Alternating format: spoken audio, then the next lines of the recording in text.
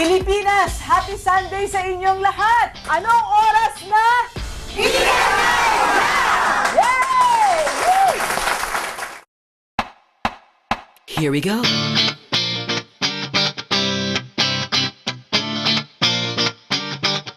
Let me lift you up. We'll go right to the top. Let the sun come up. Together we can fly. All our hearts collide. Stay here by my side. I say we jump, we fly, we reach out to the sky. And it goes on and on and on and on and on. And we go on and on and on and on. And it goes on and on and on and on and on. And we go on and on and on and on. We're gonna fly high, be alive.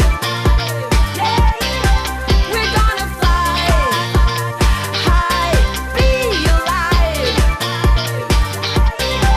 We're gonna fly high, be alive.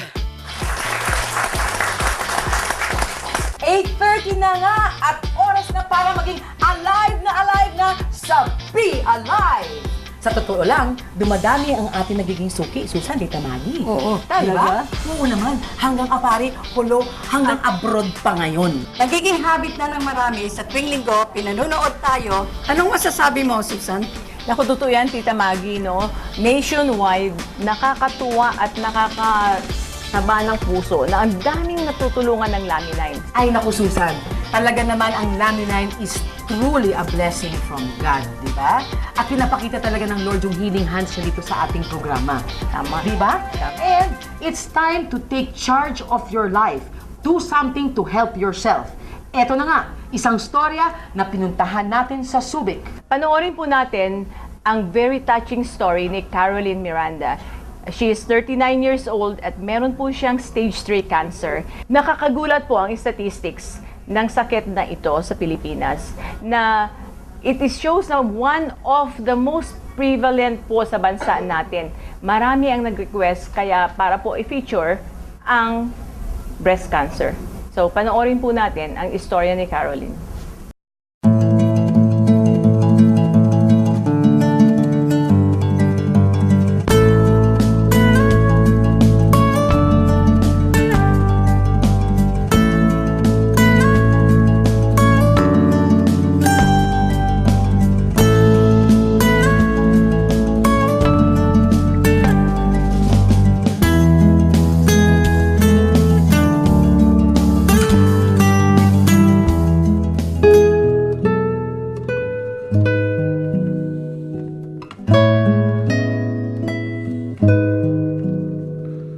Ako si Caroline Miranda, 39 years old, taga Subic, stage 3 breast cancer. Naisip ko po yung mga anak ko kasi 4 po yung anak ko. Yung panganay ko po, kaka first year college pa lang po. Yung pangalawa ko po, mag-third year high school. Tapos pa mga sinundan po nila, grade 1 at saka 2 years old. Sana man lang nakagraduate ng 2 anak ko na malaki para sila nang bahala dun sa 2 bata. Eh kaso po, eto po, nagkasakit po ako. Iyak na lang po ako ng iyak kung ano po ba mangyayari sa amin. Si Caroline Miranda, 39 years old. Isa lang siya sa mga kababaihan nagkaroon ng breast cancer. Nasa 3rd stage na siya nito nang matuklasan. Siya ang breadwinner ng pamilya nila. 2011 po, nagkabukol po ako at breast cancer po pala yun. Nagpa-check na po ako sa Manila, nagpa-chemo po ako, tapos yung negosyo po namin, napabayaan ko, pati pamilya ko, kasi po ako po yung breadwinner eh. Kung saan po ako nagpunta para kung ano po tinake ko mga gamot-gamot para po maano ko yung sakit ko. Dahil nga sa pagpapagamot sa breast cancer niya, halos maubos ang kanilang pera. Wala na po kaming igagastos doon sa pagkikimo. Yung time po na pinakilala yung laminine, yun po yung parang naging choices ko po, yung magkikemo po ba ako o maglalaminine po ako. Kasi po wala na po kami gagastusin sa chemo. Di normal ang laki ng bukol na mayroon noon si Caroline.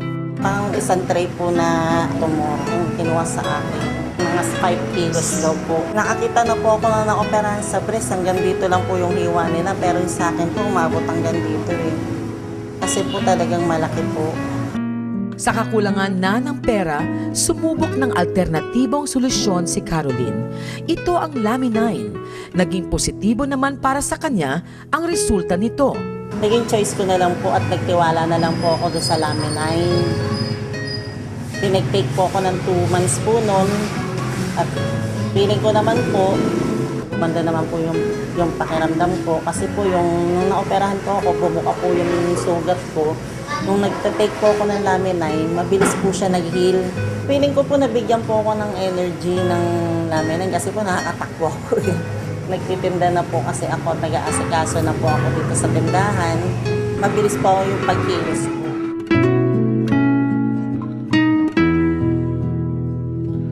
Gumaling po ako para po makasama ko yung mga anak ko at magampanan ko ulit yung mga dati ko pong ginagawa. Dati ko pong ginagawa na pag-aalaga sa mga anak ko. Hindi dito nagtatapos ang storya ni Caroline. Patuloy natin siyang susubaybayan at harinawa, maging happy ang ending ng storyang atin nasimulan. Yan ay sa tulong ng Poong May Kapal at ang laminine.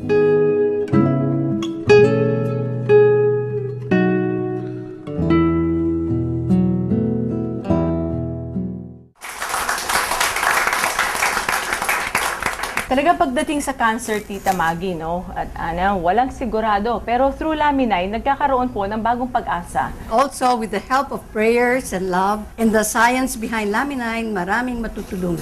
Pero din siya natatapos ang ating istorya ni Caroline. We will continuously monitor her and we will update you sa kalagayan niya in our upcoming episodes. When we come back, we will hear from our doctors. Meanwhile, stay happy and be alive.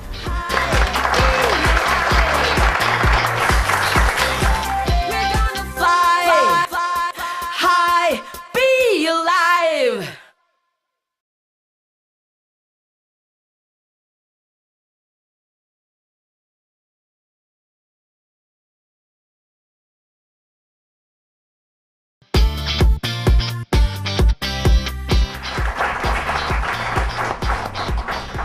Welcome back.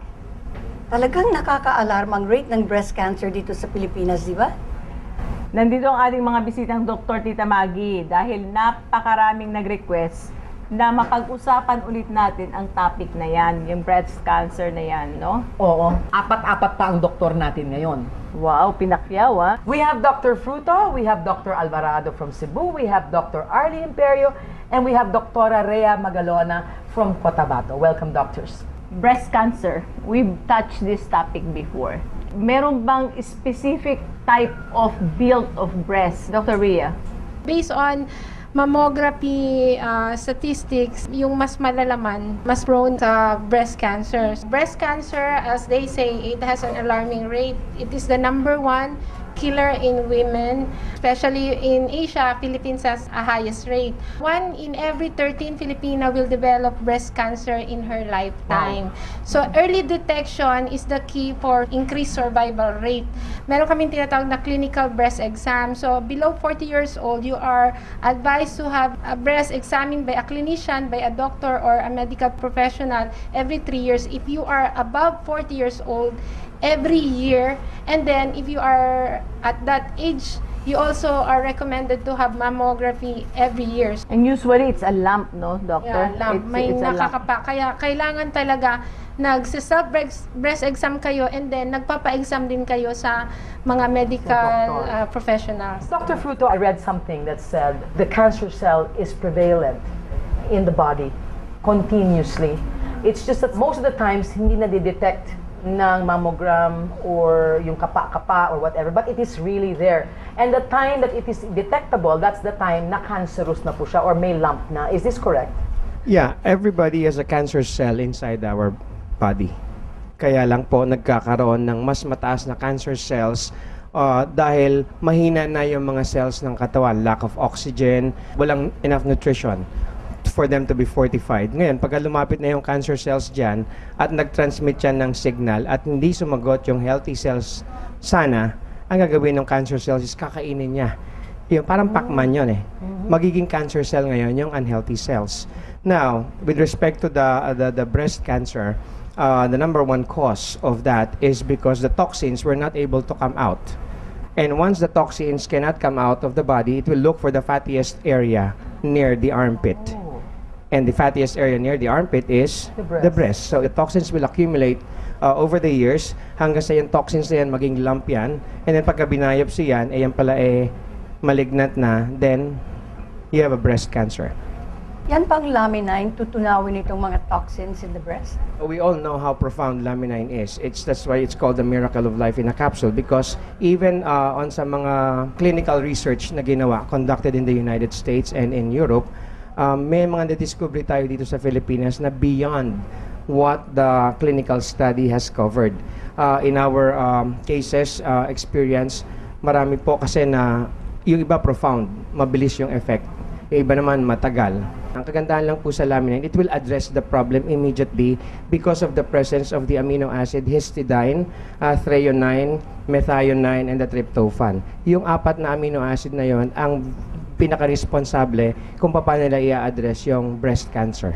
Marami na po sa atin, no, dito sa Pilipinas, yung mga nagpapa-breast implant, no? Yun. Meron po bang risk yun? Dating sa cancer, anything can be a trigger. Kaya nga multifactorial ang kanyang, let's say, cause, to the point that we really do not know what happened, because anything can lead to cancer. So anything that is foreign to the body, bagamat the resistance may be low, is a suspect. So that's also one of the risks that will be considered. Pero hindi may ibig sabihin na pagka nag-breast implant ka, magkakaroon ka ng cancer. Kaya very enigmatic ang cancer kasi anything can be the cause eh. Kaya nga, ang solution din bigyan mo rin ng anything that can be good. That's where the ingredients of laminine can come in kasi bago mag-create ng cell yung egg yolk na 9-day-old, meron ng power to direct in the creation of the cell. Ngayon, remember, cancer is abnormal movement of the cells. Ang cells natin, basic unit, normal. Ang cancer, basic unit din, kaso abnormal. So anything that will enhance cellular communication may probably be the solution. Kaya to me, if there are unusual changes like in the self-breast examination being recommended, the female should every day after taking a bath do breast mapping. Ihahatiin yung breast sa several quadrants, kakabisaduhin niya yan. So that when there is any unusual changes, immediately consult the doctor. So early detection and quick diagnosis is curable. Cancer in its very earliest stage is curable. Kaya nga yun ang ating pag-asa. And then palakasin yung katawan sa pamamagitan ng tamang lifestyle tsaka tamang pagkain. Then yung laminine bilang pagkain ay malaki may tutulong para gumanda ang function ng ating katawan. Talking about food, why is it that they say that dairy products actually are prone to cause cancer? Like milk. Milk produces mucus on the gastrointestinal system. Cancer cells feeds on mucus. In the biochemical point of view, the number one cause of cancer is stress, and second is yung working conditions, yung exposure mo ng free radicals. Example, early morning, we're taking food with preservatives. Yes. The water we drink, and we're taking everyday distilled water, which is dangerous also, because it's no longer useful to the body. Instead, the nutrients or laminine can be assimilated by the body, it is absorbed because it's a universal solvent. Yung free radicals na yan, precursor, lalo na, itong nitrates, kumain ka ng pagkain may nitrates, tocino, pag tama sa katawan mo, nag-react to produce nitrosamines. Nitrosamines are carcinogens. They are the precursor to cancer. Anyway, so doctors, what we're saying is, kailangan din po, apart from laminine, ingatan din po natin yung kinakain natin. Tama. With regards to our case today, yung si Caroline, she had an incision done dun sa kalagitnaan ng chest niya all the way up to the almost here at the back, no? Ang problema lang po, unfortunately, nagkaroon po sila ng budget constraints na po, no? She's 39 years old only. She has 4 very young children. And takot na takot po siyang mamatay dahil sa cancer. Ang sabi niya is, tutulungan ba ako ng Laminine? Because she knows that cancer is just there, no? At mas kinatanggalin, baka bumalik. Ang cancer po kasi ay dumadami yan. Tsaka kumakalat. Metastatic ang kanyang nature. Kaya nga ang role ng medicine is to immediately take out that nidus or that source. Kaya nga early detection is life-saving. Kaso kumalat na, halimbawa stage 3, stage 4, kumalat na. Yun na yung problema. Kaya maski na nagkaroon na ng surgery, inalis na yung pinaka-main source, kumalat na at alam natin ang nature niya, dadami siya at kakalat pa rin. Kaya nga yun na ngayon ang logic sa medicine na radiation for the immediate area and chemotherapy so that the drug can go to the different parts of the body.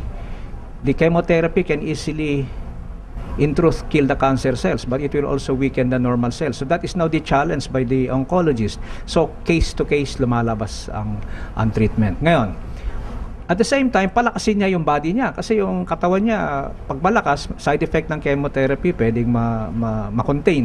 At the same time, pagka lumakas ang body, baka malay mo, kagaya nga na sinabi ni Dr. Alvarado, arbiter yung ingredients na nagagaling sa egg powder extract, baka magkasundo sila kasi minsan yung cancer, cell din yun yung normal cell din yun baka nagkaroon lang ng miscommunication because the cells know when to live long.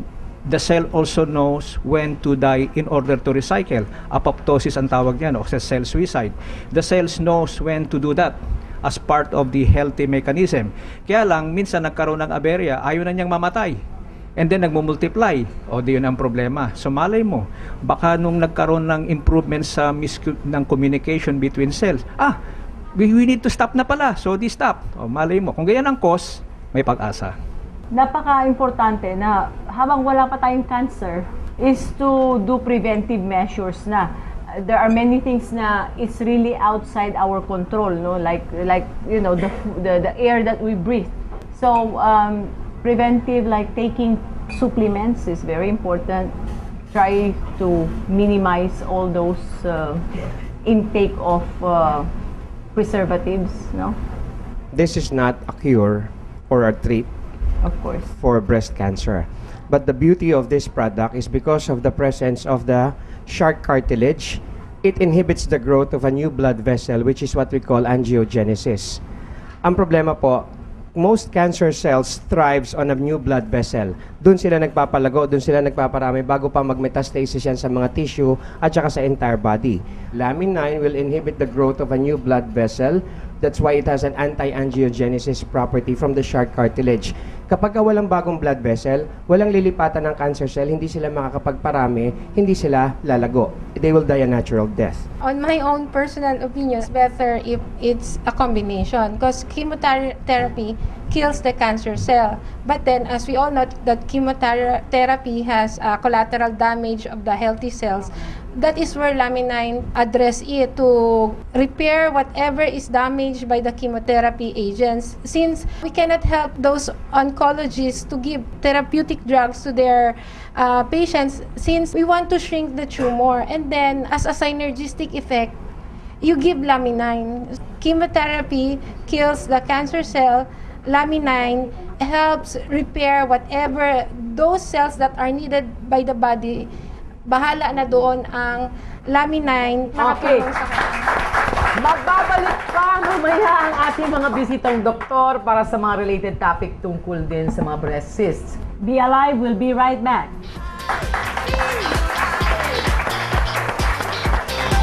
We're gonna fly high, be alive.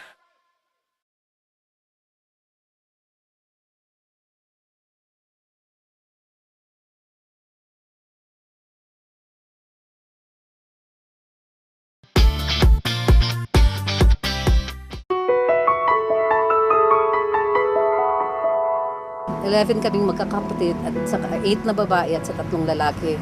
Sa 8 na yon, 5 ang ron sa breast cancer. So, ang sa akin is I was diagnosed 2009 na puno talaga yung dalawang breast ko ng cyst. Last March, na-introduce sa akin itong Laminine. After 2 months, blessing na nawala yung mga cyst ko. Sa akin is takot ako kasi may stage 4 cancer na kami sa pamilya at may isa pang natanggalan ng breast niya. Wala silang kaalam-alam na I was in pain.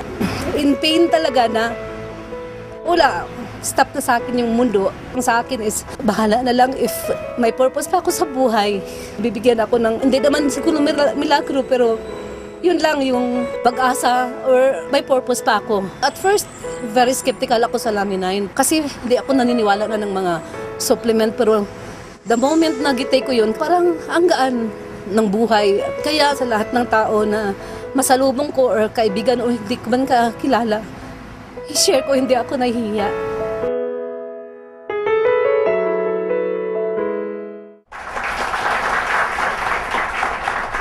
Welcome back po sa Be Alive. Itong BTR na pinakita ho natin, doctors, is about si Sonny Lucero, yung kaibigan natin, taga Cebu, na tad-tad naman siya ng cysts, no? And she was even crying because after taking Laminine, nawala ho lahat yung mga cysts niya, isang katerbang cyst. How does amino acid play a dramatic role in our bodies? Actually, amino acids are building blocks of protein. Yan ang component na i-build up ang maraming protein ng katawan. Pero itong sa atin, the fibroblast growth factor, hindi ito protein na singular, multilateral to. Ito nagdadala ng master key, hindi ito single key. Kasi dinala niya yon, isa siyang donor, yung bawat parts ng katawan natin mayroong receptor cells. Saan siya magpipit, doon niya ilalagay dahil ang command center, ang pituitary, doon siya didiretso. At saka ng pituitary magkuman, dadalhin sa isang lugar na may depekto. Example, may depekto yung heart mo. Yung depekto ng heart, specific receptor dyan, mayroon siyang receptor na crying for repair. Para ito, nagpadala ka ng isang mason na sira yung dingding, bigyan siya lahat ng simento, lahat plastering material, tatapusin mo yan at a limited period of time. So, Laminine can be effective within 15 to 30 days. Magkikita mo yung epekto. Dahil nanotechnology siya eh. Sa ganong instant, no, ano ho ang dosage naman? Actually, the higher the degree of the cancer, the higher the dosage required. Some people actually are able to see effects right away in just 1 capsule or some in 3, 1 week.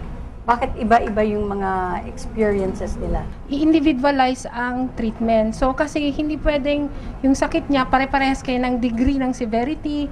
Sabi ko nga, iba-iba tayo ng paraan paano natin inabuso yung katawan natin. So iba-ibang degree rin kung gaano ka-damage yung area na nirereklamo natin. So in that case po, kung mas lesser ang damage, a little intake lang ng Laminine, nagkakaroon na ng effect. The only thing that can hinder you from taking Laminine is financial. Kasi if you could take Laminine in a larger dose, why not? It has no overdose, it has no side effect, everything is natural. When it comes to dosage, the usual dosage is 1 to 4 capsules a day as food. So one can start at the lowest dose and increase it at 1 capsule every week up to 4 capsules a day. Or one may immediately start with 4 capsules and then pag okay na, pwede mag-reduce. Remember, it's only food. So, pwede nyo pong timplahin kung ano yung effect sa inyo. As a doctor, I decided I will take 3 capsules 3 times a day. So, notice my dosage is now 9. And I don't have any medical condition. It is my way of following the formula of an anti-aging expert, Dr. Eskelan, who studied the egg powdered extract. And to me, that is the anti-aging formulas. Doctor, when we talk about aging process, we're talking about aging, not necessarily physical, no? It's like on the cellular level. Am I right? Yes. Oo. So, meaning to say, as we age, our organs also age. Yes. Diba? So, when Dr. Arlie is talking about delaying the aging process, we're talking about delaying the aging of the organs inside the body. Una, our body gets old and older. In truth, the different organs of the body delay at different rates. Your lifespan depends upon the lifespan of your weakest organ. The one ideal approach to delay aging is to get something that will balance everything. That's where the adaptogenic, the homeostatic principle comes in. Because you really do not know which organ of your body is aging faster. The ingredients of laminin that will balance the hypothalamic function, the adrenal gland function, the pituitary gland function, which will balance everything. That is homeostasis. So it is an overall approach. We don't specifically focus at one particular organ. So anything that approaches the body in a more holistic way, and that's where my excitement about Laminin comes in. Ini-invite po namin ng lahat ng mga nanonood na dumalaw po sa office ng Forever Rich Philippines, that's Suite 1504, Galleria Corporate Center, para ma-avail po ninyo yung Infinitus Diagnostic Check-up. It is a diagnostic scanning wherein nadidetect po namin doon kung ano yung maaaring mangyari sa inyo sa hinaharap dahil sa kakulangan ng amino acid. Especially sa breast cancer, nadadetect po natin doon kung merong breast coefficient mastitis or kung may peristalsis yung breast ninyo, marirecommend na po namin doon kung kinakailangan nyo magpa-ultrasound or magpa-mammogram, and prevention is still better than cure. Thank you, doctors. Napakaganda po ng discussion natin ngayon. Inaasahan po namin at alam kong inaasahan ng ating televiewers ang inyong pagbabalik. So meanwhile, stay with us. Be alive. Be alive. We'll be back.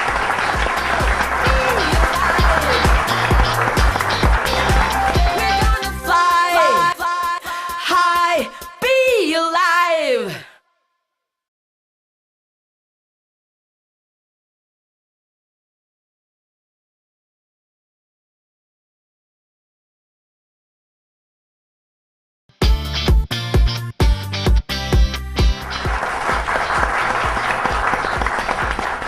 Kabuhayan, kalusugan, kapayapaan at kaligayahan, yan po ang Be Alive. Sana na-inspire kayo sa mga pinakita sa pag-usapan ngayon dito. Okay po, next Sunday, 8:30 ulit, dito sa Be Alive!